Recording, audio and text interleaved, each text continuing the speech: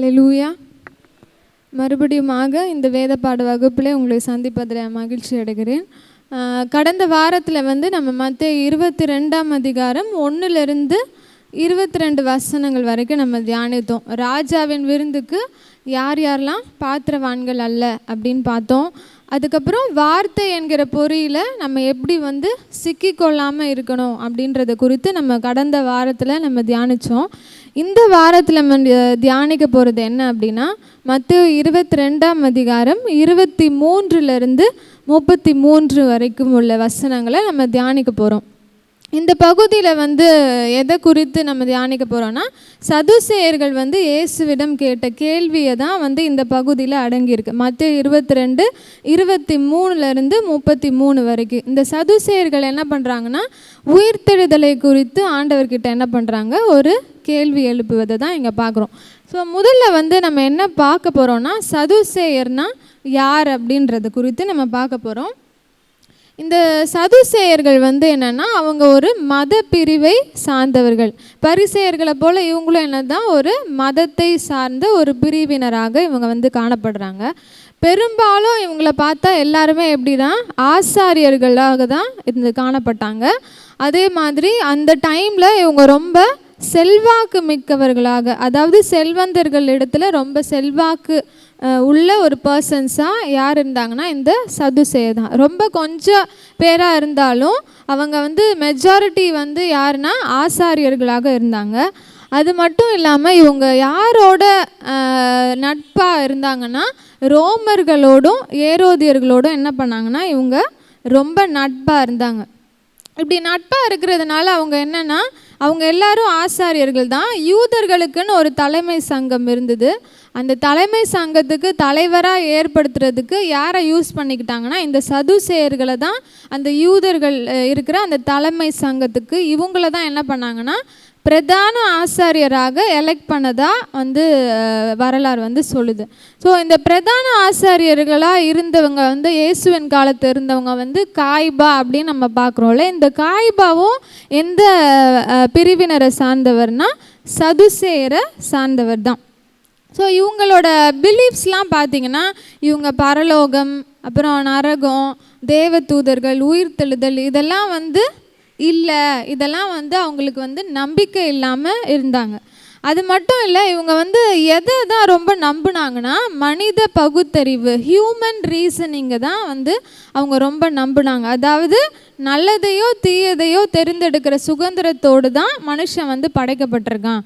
So எல்லாமே மனுஷனுக்கு தெரியும், எது கரெக்டு எது தப்பு, எதை கரெக்டாக சூஸ் பண்ணணுன்றது மனுஷனுக்கு இயல்பாகவே பிறக்கும் போதே அவனுக்கு கொடுக்கப்பட்ட ஒரு வரம் அப்படின்னு அவங்க நினச்சாங்க. அதாவது வேதாகமத்தை விட இவங்க எதை தான் முக்கியப்படுத்தினாங்கன்னா, மனிதனுடைய பகுத்தறிவு, ஹியூமன் ரீசனிங்கை தான் இவங்க ரொம்ப முக்கியப்படுத்தினாங்க. இதுதான் சதுசேயரை பற்றி நம்ம பார்க்குற சில குறிப்புகள். இந்த ஸ்லைட்ஸில் நம்ம பார்க்கும் போது தெரியும் அவங்க எப்படிப்பட்ட அவர்களாக இருந்தாங்க. அவங்க ஒரு மத பிரிவினை சார்ந்தவங்க. யூத சங்கத்தை இவங்க தான் என்ன பண்ணாங்க, கண்ட்ரோல் பண்ணியிருந்த ஒரு பிரதான ஆசாரியர்களாக இருந்தாங்க. இவங்களுக்கு எது மேலே நம்பிக்கை இல்லைன்னா, மெயினாக உயிர்த்தெழுதலை குறித்து இவங்களுக்கு என்ன இல்லை, நம்பிக்கை இல்லாமல் இருந்தாங்க.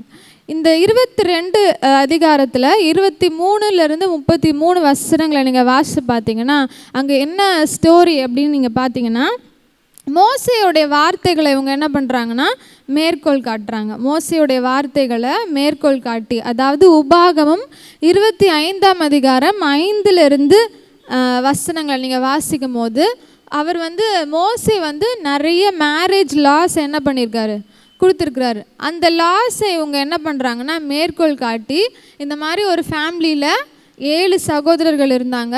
அந்த மனைவிக்கு ஃபஸ்ட்டு புருஷன் என்ன பண்ணிட்டாரு, இறந்து போயிட்டாரு. அவளுக்கு குமாரன் இல்லாததுனால அடுத்த 6 சகோதரர்களும் என்ன பண்ணாங்க, அவளை கல்யாணம் பண்ணிட்டாங்க. உயிர்த்தெழுதலில் இவள் யாருக்கு மனைவியாக இருப்பாள் அப்படின்னு கேள்வி கேட்குறாங்க. ஸோ இந்த சதுசேயர்கள் ஆல்ரெடி உயிர்த்தெழுதல் மேலே என்ன இல்லை, நம்பிக்கை இல்லை. அதனால ஆண்டவர்கிட்ட ஒரு ட்ரிக்கியான கொஸ்டின் என்ன பண்ணுறாங்க, மோசே இப்படி சொல்லியிருக்கிறாரு, அப்போனா உயிர்த்தெழுதலில் இவங்க யாருடைய மனைவியாக இருக்காங்க அப்படின்னு சொல்லி ஆண்டவர்கிட்ட என்ன பண்ணுறாங்க, அந்த கொஸ்டினை எடுத்துகிட்டு கேட்குறாங்க. இந்த கொஸ்டின்ஸ்க்கான ஆன்சர் என்னன்னு. அப்போது ஆண்டவர் வந்து அவங்கள பார்த்து என்ன சொல்கிறாருன்னு பார்த்தீங்கன்னா, சதுசேயர்கிட்ட இருக்கிற குறைகளை ஆண்டவர் என்ன பண்ணுறாரு, காட்டுறாரு. ஆல்ரெடி இவங்க என்ன பண்ணிட்டாங்க, இப்போ இயேசு கிறிஸ்துக்கிட்ட குறை கண்டுபிடிக்கிறதுக்காக தான் இந்த கொஸ்டினை என்ன பண்ணுறாங்க, எடுத்துகிட்டு வராங்களே. நம்ம போன வாரம் தியானித்த மாதிரி இவர் வந்து பேச்சிலே அகப்படுத்தும்படி என்ன பண்ணாங்களாம், யோசனை பண்ணி ஆண்டவர்கிட்ட கொஸ்டின் கேட்க வராங்க. அந்த கொஸ்டின் கேட்குற கும்பலில் இந்த சதுசேயரும் யார், ஒரு பிரிவினர் தான். இவங்க வந்து ஆண்டவர்கிட்ட குறையை கண்டுபிடிக்கிறதுக்காக வராங்க. ஆனால் ஆண்டவர் என்ன பண்ணிட்டாரு, அவங்களுக்கு என்ன குறை இருக்கோ அதை சொல்கிறார். நான் ரைட்டான ட்ராக்கில் தான் போகிறேன், நீங்கள் தான் என்ன பண்ணுறீங்க, குறைவுள்ளவர்களாக இருக்கீங்க, தப்பான ட்ராக்கில் போயிட்டுருக்கீங்கன்னு ஆண்டவர் என்ன பண்ணுறாருன்னா அந்த குறைகளை என்ன பண்ணுறாரு, நோட் பண்ணி சொல்கிறார். வசனம் 29 யாராவது வாசிங்க. 29வது வசனத்தில் அவங்க 2 குறைகளை ஆண்டவர் என்ன பண்ணுறாரு, சுட்டி காட்டுறாரு. முதல்ல அவங்க என்ன பண்ணுறாங்கன்னா, வேத வாக்கியங்களை அவங்க என்ன பண்ணல, அறியவில்லை. ரெண்டாவது அவங்க கிட்ட காணப்படுற குறை என்னன்னா, தேவனுடைய வல்லமையை அவங்க என்ன பண்ணல, அறியலை. அதை விட்டுட்டு அவங்க தப்பான எண்ணத்தோடு என்ன பண்ணுறாங்க, அந்த கொஸ்டினை கேட்குறாங்க. ஸோ இந்த பகுதியில் இருந்து நம்ம என்ன கற்றுக்க போகிறோம் அப்படின்னா, நம்ம ஆல்ரெடி பார்த்தோம் சதுசேயர்கள் எதை வந்து நம்பினாங்க, மனித பகுத்தறிவை தான் என்ன பண்ணாங்க, நம்பினாங்க. அதனால தான் இவங்களுக்கு என்ன பண்ணல, வேதாகமம் ஒழுங்காக புரியலை. வேதாகமத்தை காட்டிலும் இவங்க என்ன பண்ணுறாங்க, மனித பகுத்தறிவை நம்பினதுனால தான் இவங்களுக்குள்ள இந்த குறைகள் காணப்பட்டது. அவங்க வேதத்தை முழுசாக என்ன பண்ணல, அறிஞ்சிக்கல. தேவனுடைய வல்லமை என்ன பண்ணல, அறிந்து கொள்ளலை. இன்றைக்கி வந்து நம்ம மனித பகுத்தறிவு அப்படின்னா என்ன அப்படின்றத ஃபஸ்ட்டு நம்ம பார்க்க போகிறோம். What is human reasoning? மனித பகுத்தறிவு என்றால் என்ன? முதலாவது மனித பகுத்தறிவுனா என்னன்னு பார்த்தோன்னா, looking at things from the human perspective. மனித கண்ணோட்டத்துடன் ஒரு காரியத்தை பார்ப்பது தான் என்னதுன்னா ஹியூமன் ரீசனிங், மனித பகுத்தறிவு. ஒரு விஷயம் நடக்கும்போது அது மனித கண்ணோட்டத்தோடு பார்த்தோன்னா அதுதான் என்னது, மனிதனுக்கான பகுத்தறிவு. ரெண்டாவது ஹியூமன் ரீசனிங்னா என்ன அப்படின்னா, மனுஷனுக்கு நிறைய ஒரு யோசனைகள்லாம் வரும், தர்க்கங்கள்லாம் வரும். நம்மளாலே என்ன பண்ண முடியும், யோசிக்க முடியும் இல்லை. ஆண்டவர் அந்த அறிவை நம்மளுக்கு என்ன பண்ணியிருக்காரு, கொடுத்துருக்கிறாரு. மனித தர்க்கங்களை அடிப்படையாய் வைத்து வருகிற எண்ணங்கள் தான் என்னதுன்னா மனித பகுத்தறிவு. அதாவது thoughts based on human logics. நிறையா நம்ம வந்து மனுஷனுக்கு அடிப்படையில் வச்சு லாஜிக்காக என்ன பண்ணுவாங்க, நிறைய பேர் திங்க் பண்ணுவாங்க. ஒரு ப்ராப்ளம்க்கான சொல்யூஷனை கண்டுபிடிக்கிறதுக்கோ, இதெல்லாம் வந்து நீங்கள் ஃபிலாசபி இதிலலாம் வந்து நிறையா பார்த்தீங்கன்னா, சைக்காலஜி இந்த மாதிரி விஷயங்களெல்லாம் பார்த்தீங்கன்னா ஹியூமன் ரீசனிங், லாஜிக்கல் திங்கிங் இருக்கணும். காக்னேட்டிவ் திங்கிங்கில் அந்த டெவலப்மெண்ட்ஸ்லாம் என்னென்னலாம் இருக்கும் அப்படின்னு நீங்கள் சைக்காலஜிலாம் பார்க்கும் போது அதில் தெரியும். அப்போ அந்த மனித பகுத்தறிவு அப்படின்னா ஒரு சிம்பிளாக சொல்லணுன்னா, மனிதனோட கண்ணோட்டத்தோட ஒரு விஷயத்தை பார்க்குறது. தேவனை வந்து தள்ளிட்டு மனுஷனாகவே ஒரு விஷயத்தை அப்ரோச் பண்ணுறது, பார்க்குறது தான் என்னதுன்னா மனித பகுத்தறிவு. அதனால தான் இந்த சதுசேயர்களால் என்ன பண்ண முடியல, உண்மையான அர்த்தத்தை என்ன பண்ண முடியல, விளங்கி கொள்ள முடியல. ஸோ இப்போ வந்து நம்ம என்ன பார்க்க போகிறோன்னா, ஹியூமன் வியூவும் காட் வியூவும் எப்படி இருக்குது, ஒரு மனுஷன் பார்த்தா எப்படி இருக்கும், ஆண்டவர் பார்த்தா எப்படி இருக்கும், மனிதனுடைய பகுத்தறிவுக்கும் ஆண்டவருடைய வார்த்தைக்கும் என்ன டிஃப்ரென்ஸுன்னு நம்ம பார்க்குறோம். இங்கே வந்து ஒரு பிக்சர் இருக்குல்ல, ஹியூமன் ரீசன் காட்ஸ் வேர்ட். இப்போ மனுஷன் பார்க்கும் போது மனுஷனுக்குன்னு சில யோசனைகள் இருக்கும், மனுஷனுக்குன்னு சில தர்க்கங்கள்லாம் இருக்கும்ல, அதை வச்சு என்ன பண்ணுறான், ஒரு விஷயத்தை அப்ரோச் பண்ணுறான். ஆனால் இந்த சைடில் இருக்கிற ஒரு பர்சன் என்ன பண்ணுறாரு, பைபிள் வழியாக என்ன பண்ணுறாரு, ஒரு விஷயத்தை ஆண்டவருடைய வார்த்தையை வைத்து என்ன பண்ணுறாரு, ஒரு விஷயத்தை அப்ரோச் பண்ணுறாரு. ஸோ இங்கே 2 வியூ இருக்குது, ஹியூமன் வியூவும் இருக்குது, காட்ஸ் வியூவும் இருக்குது. ஸோ இதுக்கு ஒரு ரியலாக ஒரு எக்ஸாம்பிள் பார்த்தீங்கன்னா, வேதம் வந்து நம்மளுக்கு சொல்லுது, தேவனுடைய வார்த்தை என்ன சொல்லுதுன்னா, பூமி எப்படி இருக்குது, உருண்டையாக இருக்குது, ஏர்த் வந்து ஸ்பியராக இருக்குது அப்படின்னு சொல்லுது. ஏசாயா 40ஆம் அதிகாரம் 22வது வசனத்தில் நீங்கள் பார்த்தீங்கன்னா, அவர் பூமி உருண்டையின் மேல் என்ன பண்ணியிருக்காராம், வீற்றிருக்கிறவர் அப்படின்னு சொல்லிடுச்சு. ஆனால் இந்த மனுஷன் வந்து அதை என்ன பண்ணல, ஃபஸ்ட்டே ஆராய்ச்சி பண்ணி கண்டுபிடிக்கல. இப்போ மனிதனோட கண்ணோட்டத்தோடு பார்க்கும் போது பார்த்தீங்கன்னா 1931 என்ன பண்ணியிருக்காங்கன்னா, ஏர்த் வந்து எப்படி இருக்குது, தட்டையாக இருக்குது, ஃப்ளாட்டாக இருக்குது அப்படின்னு பார்த்துருக்காங்க. 1931 ஒரு ஏரோப்ளேனில் இருந்து என்ன பண்ணியிருக்காங்க, அந்த வியூவை மவுண்டன் வியூவிலேருந்து என்ன பண்ணியிருக்காங்க, ஃபோட்டோ எடுத்து பார்க்கும்போது எல்லாம் எப்படி இருந்திருக்கு, ஃப்ளாட்டாக இருந்திருக்கு. ஒரு 2D வியூவில், ஒரு மேப்பை வந்து 2D வியூவில் பார்க்கும்போது அது எப்படி இருந்திருக்கு, பூமி தட்டையாக இருக்கிற மாதிரி இருந்திருக்கு. அதுக்கப்புறம் அந்த நாசாவோட பேஜில் வந்து நான் பார்த்தேன் எப்படி வந்து இந்த ஏர்த்தோட வியூ வந்து கிடச்சிது அப்படின்னு பார்க்கும்போது, இங்கே 1946 அந்த லெஃப்ட்டில் பார்க்கும்போது என்ன இருக்குன்னா, ஃபஸ்ட்டு கிளிம்ஸ் ஆஃப் எர்த்.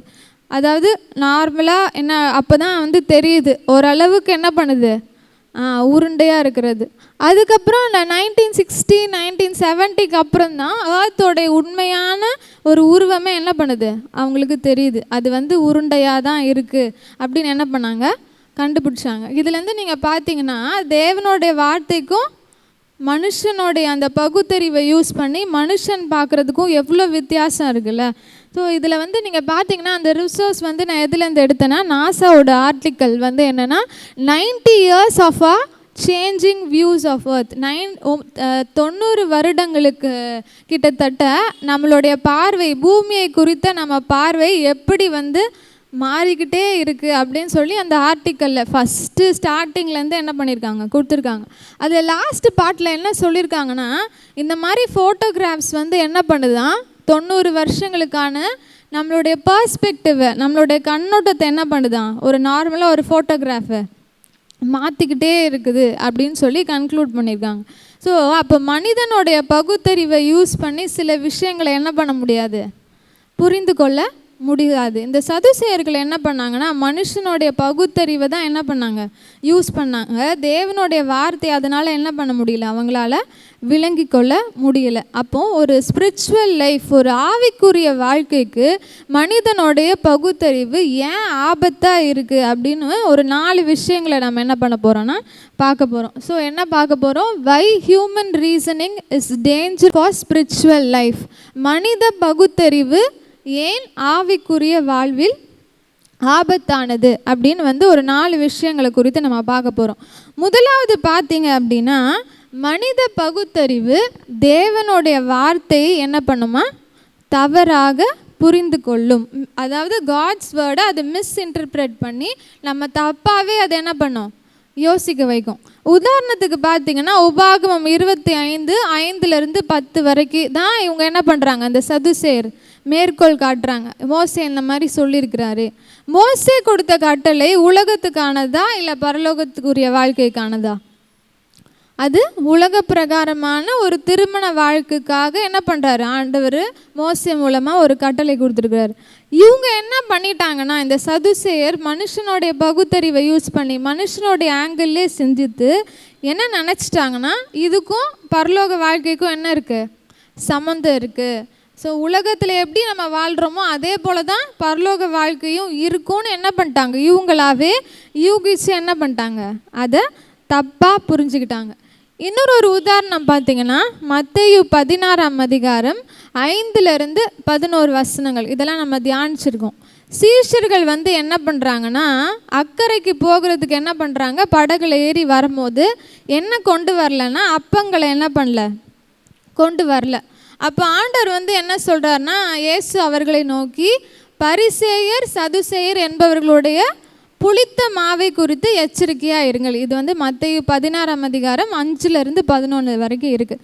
புளித்த மாவை குறித்து என்ன பண்ணுங்க, எச்சரிக்கையாக இருங்க அப்படின்னு கூறுறாரு. ஆனால் அவங்க என்ன நினச்சிக்கிட்டாங்கன்னா, நம்ம என்ன பண்ணல, அப்பங்களை மறந்து விட்டுட்டோம், அதை தான் என்ன பண்ணுறாரு ஏசுவாமி சொல்கிறாருன்னு நினச்சிக்கிட்டாங்க. நம்ம கூட மனிதனுடைய கண்ணோட்டத்தோட நம்ம ஆங்கிளில் நம்ம யோசிக்கும் போது சில டைமில் வேத வசனத்தை என்ன பண்ணிடுவோம், தவறாக என்ன பண்ணிடுவோம், புரிஞ்சு கொள்வோம். அதனால தான் சங்கீதத்தில் 119:18 தாவீது என்ன வேண்டுதல் பண்ணுறாரு, உமது வேதத்தில் உள்ள அதிசயங்களை எல்லாம் பார்க்கும்படி என்னுடைய கண்களை என்ன பண்ணுங்க, திறந்தருளுங்க. அது வந்து உலக பிரகாரமாக நம்ம பார்க்குற கண்கள் இல்லை, நம்மளுடைய ஆவிக்குரிய கண்களை நம்ம திறந்தாதான், ஆண்டவர் திறந்தாதான் நம்மளால் வேத வசனத்தை என்ன பண்ண முடியும், புரிந்து கொள்ள முடியும். ஸோ அப்போ ஆண்டவர்கிட்ட நம்ம என்ன தியானிக்கும் போது, பைபிள் படிக்கும் போது நம்ம என்ன சொல்லணும்னா, ஆண்டவரே நான் மனித கண்ணோட்டத்தோடு என்ன பண்ணக்கூடாது, இந்த வசனங்களை வாசிக்கக்கூடாது. எனக்கு ஆவிக்குரிய கண்களை என்ன பண்ணுங்க, எனக்கு திறந்தருளுங்க. லூக்காவில் கூட ஒரு வசனத்தை நீங்கள் வாசிச்சிங்கன்னா அவர்களுடைய மனதை அவர் என்ன பண்ணுறாராம், திறந்தருளினார் அப்படின்னு போட்டிருக்கோம். அப்போ தான் அவங்களால என்ன பண்ண முடியும், வசனத்தை புரிந்து கொள்ள முடியும். இன்னொரு ஒரு எக்ஸாம்பிள் பார்த்திங்கன்னா லீதியால் பவுல் சொன்னவைகளை கேட்க கர்த்தர் அவளோட இருதயத்தை என்ன பண்ணுறாராம், திறக்கிறார். அப்போது ஒரு ஓப்பன் மைண்டாக இருந்தால் தான் நம்மளால் என்ன பண்ண முடியும், ஆவிக்குரிய காரியங்களை அறிந்து கொள்ள முடியும். முன்னாடியே ப்ரீசெட் பண்ணி நம்ம மைண்டை வச்சுக்கிட்டோன்னா நம்ம சுயமாக தான் நிறைய காரியங்களை யோசித்து என்ன பண்ணுவோம், மனித அறிவை யூஸ் பண்ணி வேத வசனங்களை புரிந்து கொள்வோம். அப்போ இந்த சதுசேயர்கிட்ட காணப்பட்ட முதல் தப்பு என்ன, அவங்க மனித பகுத்தறிவை யூஸ் பண்ணி என்ன பண்ணிட்டாங்க, தேவனுடைய வார்த்தையை தவறாக புரிஞ்சுக்கிட்டாங்க. அதனால இன்றைக்கி நம்மளை ஆண்டவர் எச்சரிக்கிறது என்னென்னா, நான் தேவனுடைய வசனத்தை வாசிக்கும் போது மனித கண்ணோட்டத்தோடு பார்க்காம ஆவிக்குரிய கண்களோடு என்ன பண்ணோம், அந்த வசனங்களை நம்ம வாசிக்கணும். ரெண்டாவது, ஏன் மனித பகுத்தறிவு ஸ்பிரிச்சுவல் லைஃப்க்கு ரொம்ப டேஞ்சரஸ் அப்படின்னு பார்க்கும்போது இது என்ன பண்ணுன்னா, it blocks the guidance of Holy Spirit. மனித பகுத்தறிவு தேவ ஆவியானவரின் நடத்துதலை என்ன பண்ணுமா, பிளாக் பண்ணிருமா. இதே 31வது வசனத்தில், இந்த மத்தேயு 22:31 வசனத்தை நீங்கள் வாசிங்க. சரி, நானே வாசிக்கிறேன். மேலும் மரித்தோர் உயிர்த்தெழுதலை பற்றி நான் ஆபிரகாமின் தேவனும் ஈசாக்கின் தேவனும் யாக்கோபின் தேவனுமாய் இருக்கிறேன் என்று தேவனால் உங்களுக்கு உரைக்கப்பட்டிருக்கிறதை நீங்கள் வாசிக்கவில்லையா அப்படின்னு ஆண்டவர் என்ன பண்ணுறாரு, இவங்க என்ன பண்ணாங்க, ஒரு ரெஃபரன்ஸோடு என்ன பண்ணுறாங்க, வராங்க, மோசேயோட ரெஃபரன்ஸ் எடுத்துக்கிட்டு வராங்க. ஆண்டவர் என்ன சொல்கிறாரு, அதே யாத்திராகமும் 3ஆம் அதிகாரம் 6வது வசனத்துலாம் என்ன பண்ணியிருக்கு, மோசே இந்த வசனத்தை எழுதி வச்சுருக்காரு. இதை நீங்கள் என்ன பண்ணிட்டீங்க, ஒழுங்காக தியானிக்காமல் விட்டுட்டீங்க. அந்த ஒரு ஆழமான சத்தியத்தை நீங்கள் என்ன பண்ணல, படிக்கலை அப்படின்னு சொல்கிறாரு. இங்கே நீங்கள் பார்த்தீங்கன்னா ஆண்டவர் என்ன தன்னை சொல்கிறாரு, ஆபிரகாமின் தேவனும் ஈசாக்கின் தேவனும் யாக்கோபின் தேவனுமா இருக்கிறேன். அந்த முன்னாடி அந்த 31வது வசனத்தில் நீங்கள் ஸ்டார்டிங்கில் பார்த்தீங்கன்னா மரித்தோர் உயிர்த்தெழுதலை பற்றி அப்படின்னு போட்டிருக்கு. அப்போது இந்த வசனத்துலேருந்து ஆண்டவர் என்ன கன்வே பண்ண விரும்புகிறாருன்னா, மரித்தோரை உயிர்த்தெழ செய்வது அவரால் முடியும் அப்படின்றத அவர் ப்ரூவ் பண்ணுறார். இங்கே பார்த்தீங்கன்னா யாத்திராகமும் 3ஆம் அதிகாரம் 15வது வசனத்தை நம்ம வாசித்து பார்த்தோன்னா, யாத்திராகமும் 3ஆம் அதிகாரம் 15வது வசனத்தில், நான் ஆபிரகாமின் தேவனும் யாக்கோபின் தேவனுமாக இருக்கிறேன், என்றென்றைக்கும் என்னது, இதுவே என் நாமம், தலைமுறை தலைமுறை தோறும் இதுவே என் பேர் பிரஸ்தாபம். ஆண்டவருக்கு ரொம்ப பிடிச்சமான நாமம் என்னென்னா இதுதான், ஆபிரகாமின் தேவனும் ஈசாக்கின் தேவனும் யாக்கோபின் தேவனுமாய் இருக்கிறேன் அப்படின்னு சொல்கிறது அவருக்கு ரொம்ப ரொம்ப பிடிச்ச விஷயம், பிடிச்ச நாமம். அதில் நீங்கள் பார்த்தீங்கன்னா தலைமுறை தலைமுறை தோறும் அப்படின்னா என்ன, ஜென்ரேஷன் டு ஜென்ரேஷனில் இருந்தாலும் நான் இவங்க 3 பேருடைய நாமத்தின் வழியாக கூப்பிடுறத என்ன பண்ணியிருக்கேன், எனக்கு ரொம்ப பிடிச்சமான ஒரு விஷயம்னு ஆண்டவர் சொல்கிறார். அப்படின்னா என்ன அர்த்தம்னா, இப்போ ஆபிரகாமும் இல்லை, ஈசாக்கும் இல்லை, யாரும் இல்லை, யாக்கோபும் இல்லை, அவங்க ஃபிசிக்கலி தே ஆர் டெட். ஆனால் அவங்க மரித்தும் இன்னும் எப்படி தான் இருக்காங்க, உயிரோடு தான் பேசப்பட்டு கொண்டே இருக்கிறாங்க. அப்படின்னா என்ன அர்த்தம், ஆண்டவர் அவங்கள உயிரோடு எழுப்ப வல்லவர், அவர் ஜீவன் உள்ளவர் அப்படின்றத அது ப்ரூவ் பண்ணிகிட்டே இருக்குது.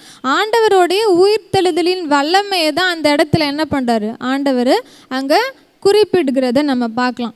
இப்போ இதை நம்ம ஆங்கிளில் பார்க்கும் போது நம்மளால் என்ன பண்ண முடியாது, இதோடைய அர்த்தத்தை விளங்கி கொள்ள முடியாது. ஆனால் ஆவியானவருடைய கண்ணோட்டத்தோடு நம்ம பார்த்தா தான் அவர் இதை தான் சொல்கிறாருன்றதை நம்ம என்ன பண்ண முடியும், புரிந்து கொள்ள முடியும். இதில் மனுஷனுடைய புத்திசாலித்தனத்தை யூஸ் பண்ணி நம்மளால் என்ன பண்ண முடியாது, தேவனுடைய சத்தியத்தை நம்ம என்ன பண்ண முடியாது, உணர்ந்து கொள்ளவே முடியாது. ஆவியானவரால் நடத்தப்படாதவன் சத்தியத்தை என்ன பண்ண மாட்டான், புரிந்து கொள்ள விளங்கி கொள்ள மாட்டான். Human mind without Holy Spirit will not discover the divine truth அப்படின்னு ஒரு கோட்டில் நான் பார்த்தேன்.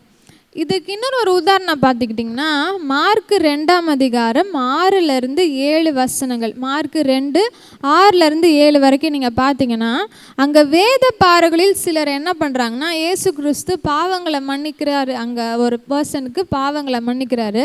அப்போ வேத பாரகரில் சிலர் என்ன சொல்கிறாங்கன்னா, தேவன் ஒருவரே அன்றி பாவங்களை மன்னிக்கத்தக்கவர் யார் என்று தங்கள் இருதயங்களை என்ன பண்ணிட்டாங்க, சிந்தித்து கொண்டே இருந்தாங்க.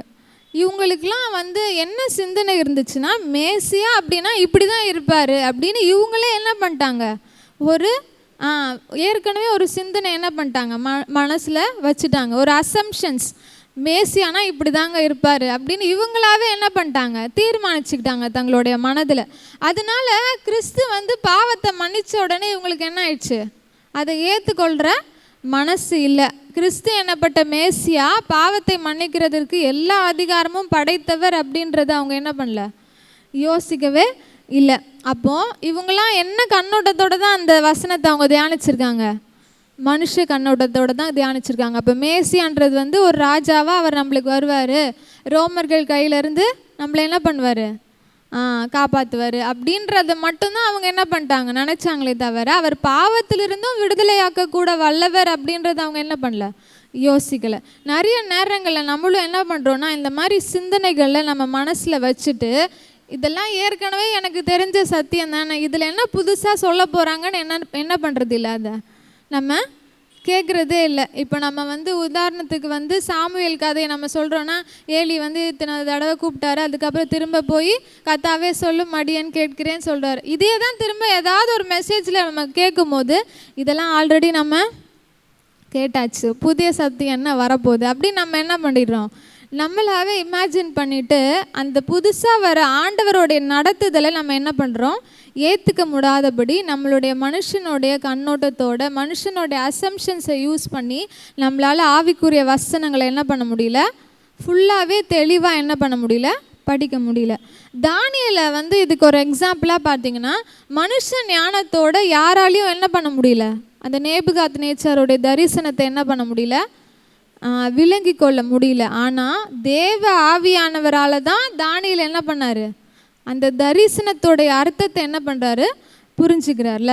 1 கொரிந்தியர் 2ஆம் அதிகாரம் 11-12 வரைக்கும் நம்ம வாசிச்சோன்னா, தேவனுடைய ஆவியே அன்றி ஒருவனும் தேவனுக்குரியவைகளை என்ன பண்ண மாட்டானா, அறிய மாட்டான். பவுல் சொல்கிறார், நாங்களோ உலகத்தின் ஆவியை பெறாமல் தேவனால் எங்களுக்கு அருளப்பட்டவைகளை அறியும்படிக்கு தேவனிலிருந்து புறப்படுகிற ஆவியை பெற்றேன். அப்போ தேவனால் கிட்டேருந்து வர விஷயங்களை நான் அறிஞ்சிக்கணும்னா, தேவனுடைய ஆழங்களை நான் அறிந்து கொள்ளணும்னா எனக்கு யாருடைய துணை அவசியம், தேவ ஆவியானவருடைய துணை அவசியம். அந்த தேவ ஆவியானவருடைய நடத்துதலை நம்ம அதை டேக் கேர் பண்ணாமல், அதை கண்டுக்காமல் நம்ம சுய அறிவை யூஸ் பண்ணி ஒரு விஷயத்தை புரிஞ்சுக்கணும்னு நம்ம முயற்சி பண்ணோன்னா அது நிச்சயமாகவே நம்மளால் என்ன பண்ண முடியாது, விளங்கி கொள்ள முடியாது. அப்போ ஒரு ஆவிக்குரிய வாழ்க்கைக்கு ஏன் பகுத்தறிவு, மனிதனுடைய பகுத்தறிவு ஆபத்தானதுன்னா, அது என்ன பண்ணுன்னா தேவ ஆவியானவரின் நடத்துதலை என்ன பண்ணும், பிளாக் பண்ணிடும், தடுத்துரும். சரி, 3வது நம்ம பார்க்க போகிறோம், ஏன் ஹியூமன் ரீசனிங் ரொம்ப ஆபத்தானது அப்படின்னு பார்க்கும்போது, human reasoning breaks or hinder the relationship with God. ஆண்டவருடைய உறவை என்ன பண்ணுமா, இது உடைச்சிடும், இல்லைன்னா என்ன பண்ணும், தடுக்கும் அப்படின்னு பார்க்குறோம். இங்கே சதுசேயர்கள் தங்களுடைய சுய அறிவால் என்ன பண்ணிட்டாங்க, அறிந்துக்கிட்டாங்க. உயிர்த்தெழுதல்லாம் கிடையாது, இது இப்படி தான், இது நடக்க சாத்தியமே இல்லை அப்படின்னு அவங்களே என்ன பண்ணிட்டாங்க, இமேஜின் பண்ணிட்டதுனால அவங்களால என்ன பண்ண முடியலன்னா திரும்ப கேள்வி கூட என்ன பண்ணல, கேட்கல. ஆண்டவரே இதுக்கு உண்மையான என்ன அர்த்தம்னு என்ன பண்ணியிருக்கலாம், கேட்டிருக்கலாம். இங்கே பார்த்தீங்கன்னா சதுசேயர்களால் ஆண்டவரோட என்ன பண்ண முடியல, ஒரு ஐக்கியத்தை என்ன பண்ண முடியல, கொள்ள முடியல. நம்மளோட ஹியூமனோடைய விஷயங்கள் அசம்ஷன்ஸையோ இல்லை அந்த பகுத்தறிவை யூஸ் பண்ணும்போது ஆண்டவரோட நெருங்கி சேர அந்த உறவு என்ன பண்ணுது, உடைக்கப்படுது. இதுக்கு ரோமர் 8ஆம் அதிகாரம் 6-8 வசனங்களை நம்ம ரெஃபரன்ஸாக வச்சு பார்த்தோன்னா, அதில் ஆண்டவர் என்ன சொல்கிறாருன்னா, மாம்ச சிந்தை மரணம், மாம்ச சிந்தை தேவனுக்கு விரோதமான பகை அப்படின்னு போட்டிருக்கு. அதனால தான் சதுசேயரால் ஆண்டவரோட என்ன பண்ண முடியல, உறவு வைத்து கொள்ள முடியல. அதே 8வது வசனத்தில் போட்டிருக்கு, மாம்சத்திற்கு உட்பட்டவர்கள் தேவனுக்கு பிரியமாக இருக்க மாட்டார்கள் அப்படின்னு போட்டிருக்கு. இங்கே வந்து பார்த்திங்கன்னா இவங்க மனித பகுத்தறிவை யூஸ் பண்ணதுனால என்ன பண்ண முடியல, ஆண்டவருக்கு பிரியம் உள்ளவர்களாக ஆண்டவரோடு என்ன பண்ண முடியல, ரிலேஷன்ஷிப்பை வைத்து கொள்ள முடியல. இதற்கு இன்னொரு உதாரணம் பார்த்திங்கன்னா, ஆதாமும் ஏவாளும் என்னைக்கு தன்னுடைய சுய அறிவை யூஸ் பண்ணி ஓகே இந்த பழத்தை சாப்பிட்டா ஒன்றும் ஆகாது, நம்ம தேவ தூதர்களை போல் ஆயிடுவோம் அப்படின்னு நினச்சி என்னைக்கு வந்து தன்னுடைய அறிவை யூஸ் பண்ணி ஒரு விஷயத்தை ஆண்டவரை மீறி ஆண்டவருடைய ஞானத்தை நிராகரித்து அந்த பழத்தை சாப்பிட்ட உடனே ஆண்டவருக்கும் அவர்களுக்குமான இருக்கிற உறவு என்ன ஆயிடுச்சு, அங்கே உடைஞ்சு போயிடுச்சு. அவ்வளோதான், அங்கே எல்லாம் மாறிடுச்சு இல்லை. அப்போ மனித பகுத்தறிவை என்ன பண்ணுதுன்னா தேவனோடு இருக்கிற உறவை என்ன பண்ணுது, அது உடைக்குது, இல்லைன்னா என்ன பண்ணுது, அதை தடுக்குது. அடுத்தது கடைசியாக ஒரு விஷயத்தை நம்ம பார்க்க போகிறோம். Human reasoning blind falls of faith in God. மனித பகுத்தறிவு தேவன் மேல் உள்ள விசுவாசத்தை என்ன பண்ணுதுதான் மறைக்குது அப்படின்னு பார்க்குறோம். இங்கே சதுசேயருடைய பகுத்தறிவு என்ன பண்ணுச்சுன்னா தேவனுடைய வல்லமைக்கு மேலே இருக்கிற விசுவாசத்தை அவங்களுக்கு என்ன பண்ண முடியல, அதை நிலைநிறுத்தவே முடியல. அவங்களுடைய வல்லமையை, தேவனுடைய வல்லமையை அவங்களால என்ன பண்ண முடியல, விளங்கி கொள்ள முடியல. அவர் மேலே அவங்களால என்ன பண்ண முடியல, விசுவாசம் வைக்கவே முடியல. நான் கொஞ்சம் வாசித்தேன். சதுசேயரை வந்து கண்டிப்பாக என்ன பண்ணிக்கலாம், அவங்க பழைய ஹிஸ்ட்ரிலாம் என்ன பண்ணியிருப்பாங்க, படிச்சிருப்பாங்கல்ல. அவங்க என்ன பண்ணியிருப்பாங்க, கண்டிப்பாக எல்லா ராஜாக்களுடைய ஹிஸ்ட்ரி அவங்களுக்கு தெரிஞ்சிருக்கலாம், கேள்விப்பட்டிருக்கலாம். பழைய டைம்லேயும் என்ன நடந்தது, உயிர்த்தெழுதல் நடந்ததில்ல. அதுக்கு உதாரணம் நம்ம பார்க்குறோம். 1 ராஜாக்கள் 17ஆம் அதிகாரத்தில் எலியா என்ன பண்ணுறாரு, சாரிபாத் விதவையின் மகனை என்ன பண்ணுறாரு, உயிரோட எழுப்புறாரு. ஒரு தீர்க்கதரிசி ஒரு பையனை என்ன பண்ணுறாரு, உயிரோட எழுப்புறாருன்னு ஒரு ரெக்கார்டில் அவங்க என்ன பண்ணியிருக்கலாம், அதை கேள்விப்பட்டிருக்கலாம், இல்லை வாசிச்சிருக்கலாம். 2 ராஜாக்கள் 4ஆம் அதிகாரத்தில் பார்க்குறோம். எலிசா என்ன பண்ணுறாரு, சூனேமியாளினுடைய மகளை என்ன பண்ணுறாரு, உயிரோடு எழுப்புறாரு. அதை விட 2 ராஜாக்கள் 13 நீங்கள் பார்த்தீங்கன்னா எலிசாவுடைய கல்லறைக்குள்ளே ஒரு பிரேதம் என்ன பண்ணுது, வருது. தெரியாமல் என்ன பண்ணிடுச்சு, அந்த பிரேதம் விழுந்த உடனே எலிசாவுடைய எலும்புகள் அது மேலே என்ன பண்ணிடுச்சான், பட்ட உடனே மனுஷன் என்ன பண்ணுறான்னா உயிரடைந்து தன் கால்களை ஊன்றி என்ன பண்ணுறான்னா, அந்த மனுஷன் பாருங்களேன், அப்போ எவ்வளோ பரிசுத்தமாக இருந்திருப்பார்ல அந்த தீர்க்கதரிசி. செத்து போயிட்டதுக்கு அப்புறம் கூட அந்த மனுஷனால் ஒரு என்ன பண்ணுது, இன்னொரு உயிர் என்ன பண்ணியிருக்கு, வந்திருக்கு. இதெல்லாம் கண்டிப்பாக அவங்க என்ன பண்ணியிருப்பாங்க, கேள்விப்பட்டிருப்பாங்க, இல்லை ஏதாவது ஒன்று படிச்சிருக்கலாம், எல்லாம் பண்ணியிருக்கலாம். சரி, அதை கூட சரி கேள்வியே படலை அப்படின்னு கூட வச்சுக்கலாம். இயேசுவின் காலத்தில் என்ன நடந்தது, உயிர்த்தெழுதல் நடந்தது. இதுக்கு 3 உதாரணங்கள் இருக்குது. ஃபஸ்ட்டு பார்த்தீங்கன்னா எவ்வீருவின் மகளை என்ன பண்ணுறாரு, உயிரோட எழுப்புறாரு. கண்டிப்பாக இது சதுசேயருக்கு தெரிஞ்சிருக்குமா, தெரிஞ்சிருக்காதா? அவங்க தான் யார், யூதர்களுடைய அந்த மத சங்கங்களில் தலைமை சங்கத்தில் அவங்க தான் யார், பிரதான ஆசாரியராக இருந்தவங்க. அப்போ கண்டிப்பாக இயேசுவை பற்றி என்ன பண்ணியிருக்கோம், தெரிஞ்சிருக்கோம். எவ்வீருவின் மகளை உயிரோடு எழுந்த விஷயம் தெரிஞ்சிருக்கும். 2வது பார்த்தீங்கன்னா நாயின் ஒரு விதவையின் மகனை அவர் உயிரோடு எழுந்த விஷயம். 3வது பார்த்தீங்கன்னா லாசரு. இதெல்லாம் ஒரு லிவிங் எக்ஸாம்பிளாக அந்த காலத்தில் தான் நடந்தது. ஆனால் அவங்க என்ன பண்ணல, ஆண்டவர் மேலே விசுவாசம் வைக்கக்கூடாதபடி அந்த மனுஷனுடைய லாஜிக், மனுஷனுடைய பகுத்தறிவு என்ன பண்ணுது, ஆண்டவர் மேலே விசுவாசம் வைக்கக்கூடாதபடி என்ன பண்ணுது, தடுக்குது. அதை விட முக்கியமாக ஆண்டவர் என்ன பண்ணியிருக்காரு, நிறைய சத்தியங்களை என்ன பண்ணியிருக்காரு, போதிச்சிருக்கிறார்ல. யோவானில் நீங்கள் பார்த்தீங்கன்னா நானே உயிர்த்தெழுதலும் என்னை விசுவாசிக்கிறவன் மரித்தாலும் பிழைப்பான், மறியாமலும் இருப்பான் அப்படின்னு ஆண்டவர் சொல்கிறார். உயிர்த்தெழுதலின் சத்தியத்தை கூட என்ன பண்ணுறாங்க, அவங்க தியானிச்சிருக்காங்க, கேள்விப்பட்டிருக்காங்க. இப்படி இருந்தால் கூட அவங்களால என்ன பண்ண முடியல, இயேசுவின் மேலே ஆண்டவரால் உயிர்த்தெழுதலை கொடுக்க முடியும்னு என்ன பண்ண முடியல, நம்பிக்க முடியல. ஒரு விசுவாச வாழ்க்கைக்கு எது தெரியுமா எதிரி, மனுஷனுடைய யோசனைகளும் மனுஷனுடைய பகுத்தறிவு தான் காரணம். இதுக்கு உதாரணம் பார்த்தீங்கன்னா சாரால் எடுத்துக்கிட்டிங்கன்னா ஆதியாகமம் 16ஆம் அதிகாரத்துலேயும் 18ஆம் அதிகாரத்துலேயும் நீங்கள் பார்க்கும்போது அவள் வந்து என்ன சொல்கிறா, நான் கிழவியாக இருக்கிறேன், பிள்ளை பெறுவது எப்படி அப்படின்னு கேட்குறான். ஆனால் ஆண்டவர் சொல்கிறாரு, கர்த்தரால் ஆகாத காரியம் உண்டோ அப்படின்னு.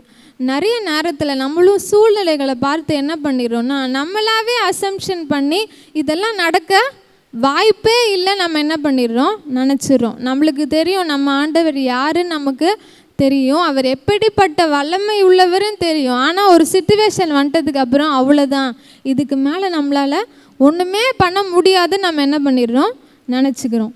இது இன்னொரு எக்ஸாம்பிள் பார்த்திங்கன்னா அந்திரேயா. யோவான் 6ஆம் அதிகாரம் 8-9 வசனங்கள் நம்ம வாசிக்கும் போது, அங்கே 5 அப்பங்கள் 2 மீன் தான் அந்த சிறு பையன்கிட்ட இருக்குது.